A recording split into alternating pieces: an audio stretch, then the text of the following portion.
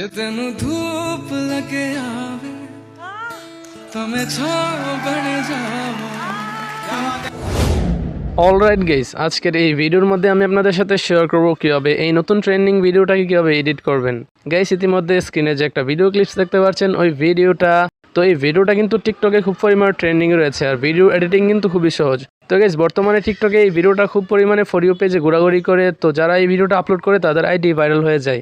তো গাইস, এই ভিডিওটা আপনারা কীভাবে তৈরি করবেন আজকের এই ভিডিওতে আমি দেখিয়ে দেবো। তো এই ভিডিওটা এডিট করার জন্য আমাদের প্রয়োজন হবে জনপ্রিয় video editing apps CapCut application, তারপর একটি ক্যাপকাটের টেমপ্লেট। তো গাইস, এগুলো লিঙ্ক আপনারা ভিডিও ডেসক্রিপশন বক্সে পেয়ে যাবেন, আর ওইখান থেকে আপনারা কীভাবে ব্যবহার করবেন আমি সেটা এই ভিডিওর মধ্যেই দেখিয়ে দেবো। তো এই ভিডিওটা ভালোভাবে কন্টিনিউ করবেন, তাহলে অবশ্যই বুঝতে পারবেন। তো এই ভিডিওটা শুরু করার আগে আপনাদের কাছে একটি রিকোয়েস্ট, ভিডিওতে কোনো লাইক না করে থাকলে প্লিজ একটি লাইক করে দিন, আর আমাদের এই চ্যানেলে আপনি নতুন দর্শক হয়ে থাকলে চ্যানেলটিকে সাবস্ক্রাইব করে পাশে থাকা নোটিফিকেশন বেল আইকনটি প্রেস করে রাখুন পরবর্তী ভিডিও নোটিফিকেশন সবার আগে পাওয়ার জন্য। তো গাইস, যাওয়া যাক আজকের মূল ভিডিওতে। তো গাইস, আমরা প্রথমেই চলে যাবো ভিডিওর ডেসক্রিপশন বক্সে। তো ভিডিওর ডেসক্রিপশন বক্সে যাওয়ার জন্য ভিডিওর যে নামটা বা ভিডিওর যে টাইটেলটা আছে, তো এটার উপর একটা ক্লিক করে দিবেন। তারপর নিচে মোর অপশনের মধ্যে এটা ক্লিক করে দিবেন। তারপর একটু নিচের দিকে স্ক্রল করবেন, তো এখানে দেখতে পাবেন ক্যাপকাট অ্যাপসের লিঙ্ক দেওয়া আছে। তারপর এখানে ক্যাপকাট টেমপ্লেটের লিঙ্ক দেওয়া আছে। তো এখানে ক্যাপকাট অ্যাপসটা ডাউনলোড করে নেবেন, তারপরে ক্যাপকাটের টেমপ্লেট লিঙ্কের উপর একটা ক্লিক করে দিবেন। তারপর আপনাদের সামনে এরকম একটা ইন্টারফেস শো হবে। তো এখানে ক্রস আইকনের মধ্যে এটা ক্লিক করে দিবেন। তারপর এখানে ইউজ টেমপ্লেট ইন ক্যাপকাট এই অপশনটির মধ্যে এটা ক্লিক করে দিবেন। তো তারপরে আপনাদের সামনে এরকম একটা ইন্টারফেস শো হবে, যেখানে আপনারা টিকটকের মতোই দেখতে পাবেন। তো এখানে নিচে ইউজ টেমপ্লেট এই লেখাটির উপর একটা ক্লিক করে দিবেন। তো তারপরে আপনাদের মোবাইলের গ্যালারিটা ওপেন হয়ে যাবে। তো এখান থেকে ভিডিও অপশন সিলেক্ট করা আছে, তো আপনারা এখানে ফটো অপশন সিলেক্ট করে দিবেন। তো এই ভিডিওটা যে পিকচার দিয়ে তৈরি করতে চান সেই পিকচারটাকে এখানে সিলেক্ট করে দিবেন। তো সিলেক্ট করে দেওয়ার পর এখানে নেক্সট অপশনের মধ্যে এটা ক্লিক করে দিবেন।